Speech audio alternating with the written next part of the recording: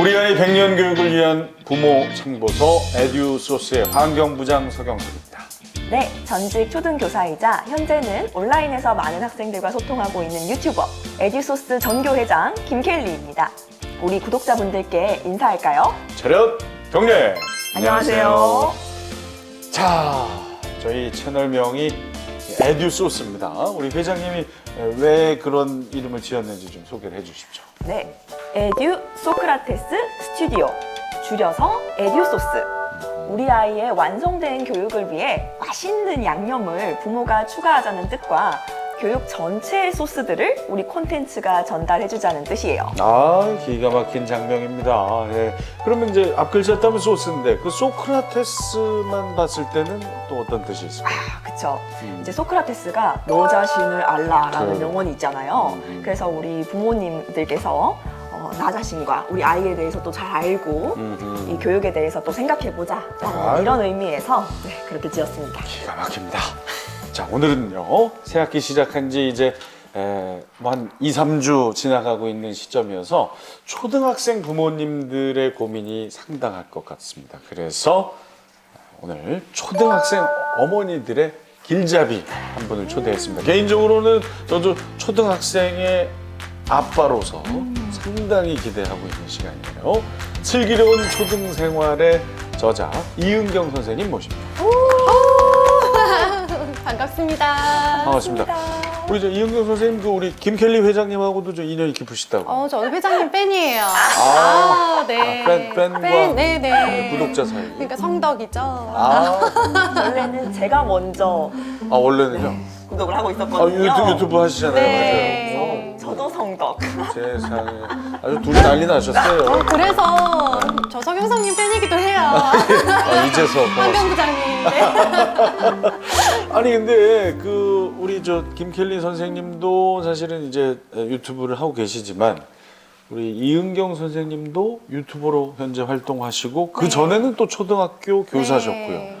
우리 이은경 선생님께서는 어떤 계기로 초등학교 교사를 그만두게 되셨나요? 네, 저는 이제 그냥 아들 덕에 그만두게 됐다. 무슨 얘기일까요? 저는 이제 아들이 둘 있어요. 연년생이에요. 어허. 지금은 큰 아이는 중학교 2학년, 작은 아이는 중학교 1학년. 드디어 엄청- 제가 이제 중등 엄청- 엄마가 됐어요. 엄청 동안이시네요. 네, 초등 아빠라고 하셨죠? 네. 한참 먹었어요. 난 이렇게 칭찬해줬는데 그런 식으로다가. 좀 더 고생하셔야 돼요. 예. 아유. 농담이고요. 이제 그런데 저희 두 아들 중에 작은 아들이 장애가 있어요. 네. 그러니까 지적 장애고 소위 말하는 약간 경계선 정도의 지능을 가진 그런 아이인데 학교 생활을 너무 힘들어했어요. 아이들이 점점 이렇게 학년이 올라가면서 똑똑해지는데 이 친구는 계속 갭이 벌어지면서 대화가 잘 안 되고 소통이 안 되니까 결국 이제 학교에서 굉장히 따돌림을 심하게 당했어요. 근데 저는 이제 그 친구들을 당시에는 원망했죠. 근데 이 친구들도 성장하는 과정이기 때문에 그럴 수 있다고 생각하고요. 저는 제 아이를 지키러 제가 학교를 나왔습니다. 그러면은 두 아드님 이렇게 보살피면서 네. 또 개인 채널 열게 되신 거군요. 네, 이제 나오다 보니까 먹고 살아야 되잖아요. 네, 그래서 이제 사직하고 채널 열고. 네. 우리 저 이은경 선생님 화법이 아주 극과 극입니다. 상당히 그 감동적인 이야기를 하실 땐 차분하시다가 또 재미를 줘야겠다 판단하면 이제 먹고 살아야 된다. 그것이 아주 큰 매력이신 네. 분이죠. 네. 그래요.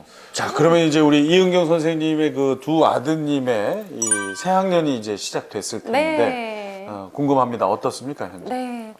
중학교에 가니까 많이 좋아졌어요, 상태가. 오. 네. 그러니까 저희 아이들은 학기 초 긴장도가 굉장히 높은 아이들이에요.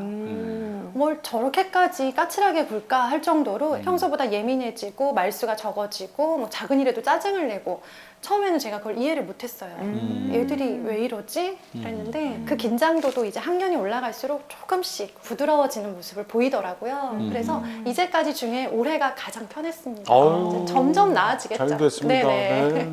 지금 아이들이 새학기에 굉장히 긴장을 많이 한다고 말씀을 해주셨는데 네. 선생님이셨으니까 네네. 관찰을 했을 때 아이들이 새학년에 올라가면 어떤 점을 가장 힘들어할까요? 두 가지죠. 어떤 선생님을 만나게 될까? 어떤 친구들을 만나게 될까? 이거는 너무나 제비뽑기잖아요. 내가 아무리 노력해도 내 힘으로 되지 않는 것. 실은 우리 부모들은 매년 다 겪었기 때문에 그게 뭐 별거야라고 생각하는데 생각해보면 별일이죠. 굉장히 별일이죠, 아이들은. 아니 그러면은 아까 이은경 선생님 이제 그 네. 아드님 두 친구도 네. 새 학년이 되면 이렇게 힘들어했었잖아요. 네. 그 어떻게 그 동안은 이겨내신 겁니까? 마음이 편해야 되잖아요. 그래서 지금 아이들이 이렇게 예민해 있는 모습을 보면서 그 상황에 대해서 계속 얘기를 꺼내는 것 자체가 아이들을 굉장히 힘들게 하더라고요. 야, 무서운 선생님 만날 수도 있지 하면서 이제 그걸 염두에 두고 미리 막 무서운 선생님에 대해서 더 얘기를 꺼내봤자 아이들은 더 힘들 뿐인 것 같아요. 우리도 걱정되는 거 계속 얘기하면 들추면 더 힘들잖아요. 그래서 이제 좀 화제를 돌리려고 노력을 많이 했고 애들 입장에서 어른을 보면 다 잘하는 것 같잖아요. 긴장 하나도 안 하는 것 같고 되게 인생을 잘 살아가는 것처럼 보이잖아요. 근데 엄마 새학년 되게 힘들었어. 친구 한 명도 없었고 첫날 선생님 너무 무서워가지고 둘째 날부터 학교 가기 싫었었어 라고 하면서 저는 솔직히 그런 학생 맞았거든요. 그래서 그걸 솔직하게 얘기를 해줬고 마음이 편하려면 일단은 몸이 편해야 될 것 같아요. 숙제를 좀 못해도 공부를 좀 못해도 약속을 좀 못 지켜도 양말을 아무 데나 벗어놔도 그냥 첫 주, 네, 3월 2일을 낀 한 주는 좀 봐줬어요. 네. 우리도 명절 끼고는 좀 풀어지잖아요. 그런 것처럼. 네. 아, 그러니까 누구나 다 겪을 수 있는 거고 네. 이 엄마도 예전에 그랬었다. 네. 그 얘기 오히려 아이들이 더 긴장이 풀리고. 그럼요. 오늘도 저희 둘째는 지금도 친구가 없어요. 학교를 잘 다니고는 있지만 늘 외로운 아이인데 엄마 친구 엄청 없었어. 엄마 맨날 혼자 놀았어. 실제로 저 친구 별로 없었거든요. 그걸 솔직하게 말을 해줬더니 굉장히 위로를 받고 가더라고요. 그러니까 친구 없었던 사람도 저렇게 멀쩡하게 살아가고 있구나. 참 독특한 화법에 이게 저 어디서 이게 웃어드려야 할지 이게 우셔도 좀 돼요. 신뢰가 될 수도 있을 것 같아서 참 조심스러운데 우셔도 아무튼 되고 우셔도 왜 돼요. 많은 분들이 우리 이은경 선생님을 좋아하는지 이제 서서히 좀 이해가 갑니다. 네. 자, 그러면 이제 선생님 출신이다 보니까 선생님의 아이는 어떻게 키우나 많은 분들이 맞아요. 궁금해 하시거든요. 네. 다른가요? 다른 부모님들의 교육과 선생님 출신의 부모님. 교실에서 참 똘똘한 아이들을 많이 봤어요. 그게 되게 독이 된 거예요. 내 애만 봤으면 괜찮은데 왜 한 학년에 한 명 있는 영재나 수재 같은 아이들 있잖아요. 걔네를 보고 우리 아이를 보면 너무 달라 보이고 왜 우리 아이는 저렇게 못하지? 라고 하면서 이제 조금 그 아이에 대한 그러니까 그 비교 상대적으로 저희 아이에 대해서 조금 기대감이 너무 높아졌던 게 안 좋은 점이었고요. 좋은 점이라면 초등 교육 전반에 대해서 알고 있는 상태에서 공부를 시키니까 지금 그렇게까지 무리하게 공부하지 않아도 된다라는 것에 대해서는 굉장히 여유가 있었어요. 네, 그게 가장 좋은 점이었어요. 제일 궁금해하는 게 이제 선행학습. 우리 선생님들은 정말 시키지 않을까 이렇게 잘못 생각할 수도 있을 텐데 어떻습니까? 네, 선행학습? 이제 교실에서 많은 애들을 봤기 때문에 다행스럽게도 결정하기가 쉬웠던 게 필요한 아이가 있고 필요하지 않은 아이, 선행학습이 약이 되는 아이와 독이 되는 아이가 분명히 있고 내 아이는 어떤 아이일까를 초등시기 내내 본 거예요. 보면서는 아직은 아닌데 언젠가는 가능하겠다. 라는 정도로만 결론을 내리고 초등을 마쳤고요. 그래서 이제 중등부터는 시작을 해봤어요. 수학 선행을. 네. 했더니 받아들이더라고요. 이제 못 받아들이는 아이들의 특징이 진도는 나가는데 점수가 안 나와요. 맞아요. 네. 그러니까 한 60, 70점 정도로 고3까지 끝내요. 중학생이. 예. 그건 이제 선행을 하기는 했으나 그 선행학습의 효과를 볼 수 없는 아이잖아요. 네. 그래서 받아들이길래 밀어붙였더니 애가 퍼지더라고요. 애가 퍼지더라고요.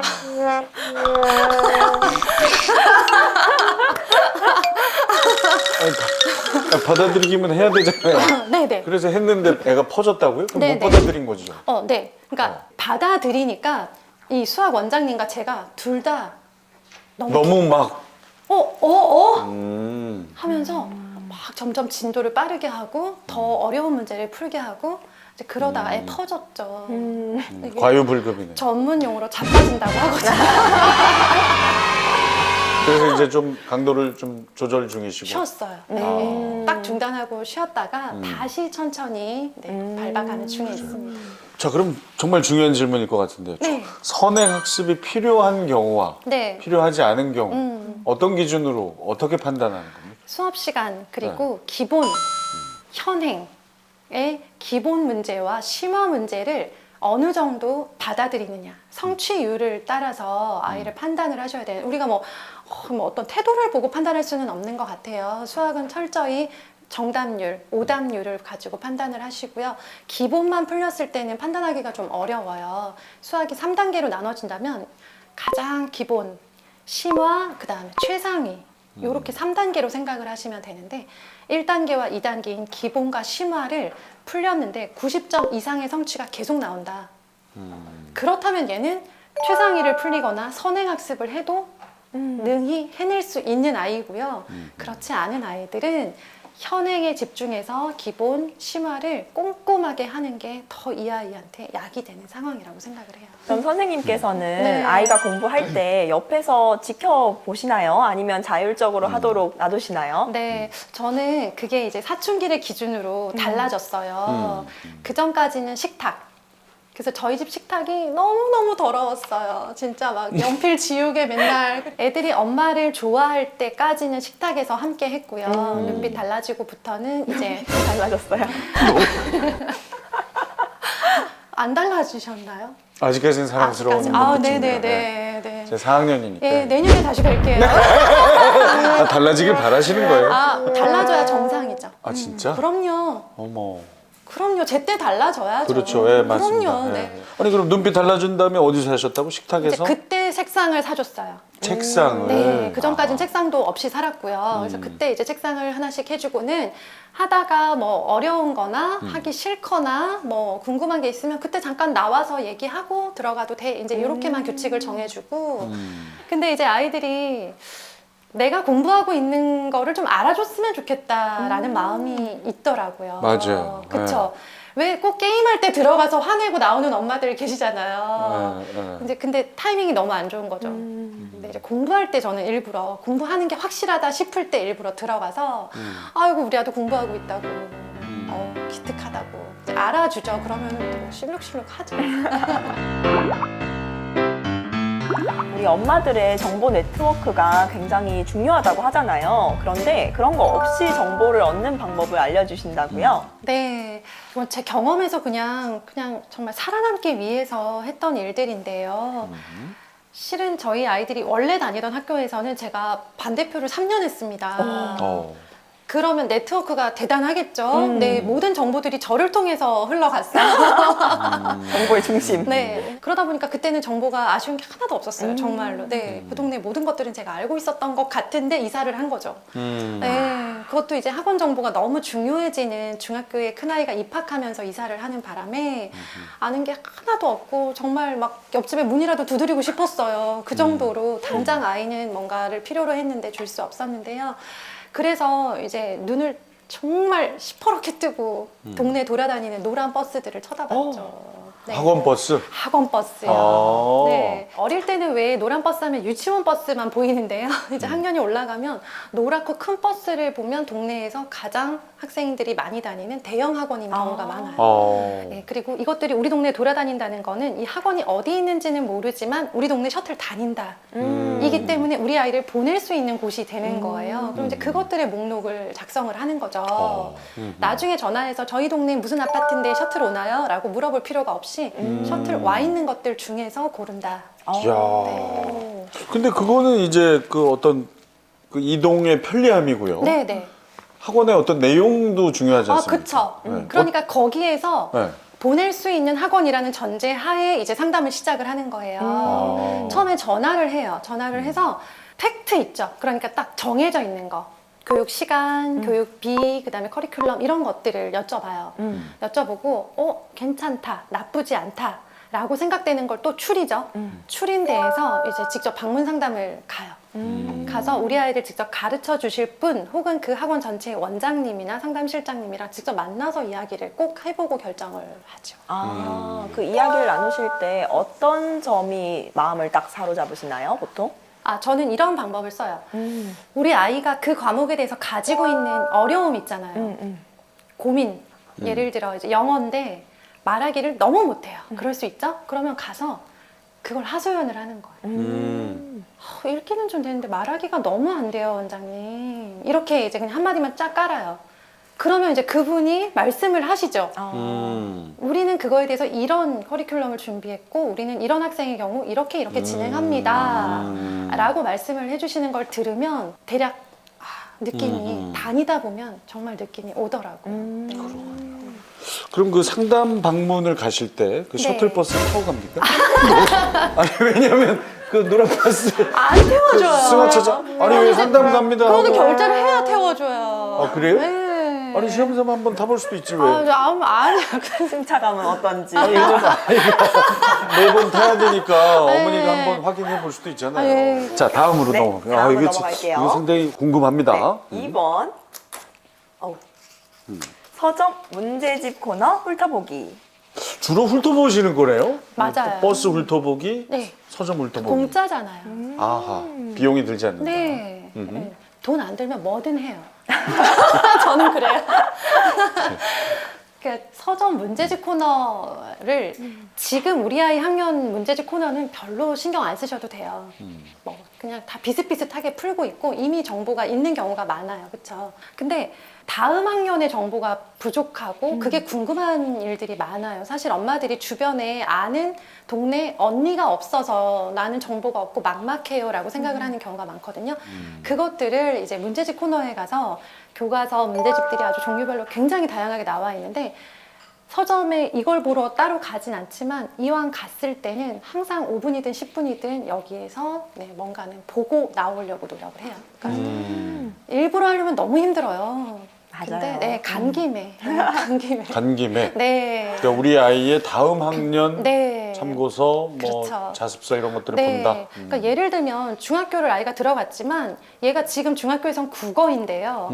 고등학교에 가면 과목이 달라져요. 국어가 이제 문학, 문학, 그다음에 뭐 어휘, 그리고 매체 뭐 이렇게 달라지거든요. 맞아요. 그거 각자 교과서와 문제집이 따로 있기 때문에 이것들을 서점에서 보고 오는 것만으로도 일단은 내가 대략 이렇게 과목이 펼쳐져 있구나. 그러니까 그 입시 제도가 굉장히 복잡하잖아요. 이제 그 어휘랑 친해지면서 그것들을 하나하나 지금부터 천천히 알아간다라는 느낌으로 가려고 하는 거예요. 중요한 말씀이네. 네. 그렇죠. 갑자기 뚝 하고 관심을 갖는 거와 네. 천천히 예전부터 네. 살펴보던 이야기, 살펴보던 글자, 네. 이런 거는 다를 수 있죠. 그래서 주로 이제 입시 용어 주우러 간다. 입시 용어주. 상당히 중요한 얘기인데. 사실 제 아내도 뭐 초등학생의 엄마잖아요. 전혀 모를 겁니다. 지금 수능 용어라든지 이런 거. 맞아요. 근데 이제 초등 엄마들의 경우에는 중등 용어 정도만 알고 계셔도 훨씬 마음이 좀 편안하시죠.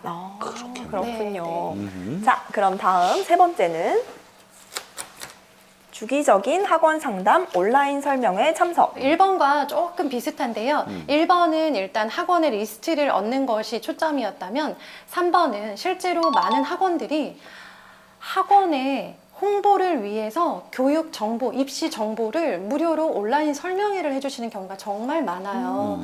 이것을 위해서 하실 일은 그 대치동의 주요 학원들에다가 전화를 하시고 나면 거기 학원에 제 전화번호가 개인정보로 풀려버려요. 그러니까 제가 흘린 거죠, 제 번호를. 잠재 고객이 되는군요. 그렇죠, 네. 이 엄마, 뭐 아이 몇 학년이에요? 어느 학교 다녀요? 물어보시거든요. 그럼 이제 그 학원 고객 리스트에 제가 올라갔잖아요. 그럼 이제 온라인 설명회가 열리거나 새로운 수업이 개강할 때 문자가 그렇게 와요. 그럼 앉아서 받아보는 거예요. 물론 일부 광고가 들어있긴 하지만 대부분은 정보로 이루어진 온라인 설명회가 정말 많아요. 그래서 그것들 이제 듣고 앉아 있는 거죠. 다 무료니까 우리 어머니들께서 바로 실천에 옮기실 수 있겠는데요. 꿀팁이에요.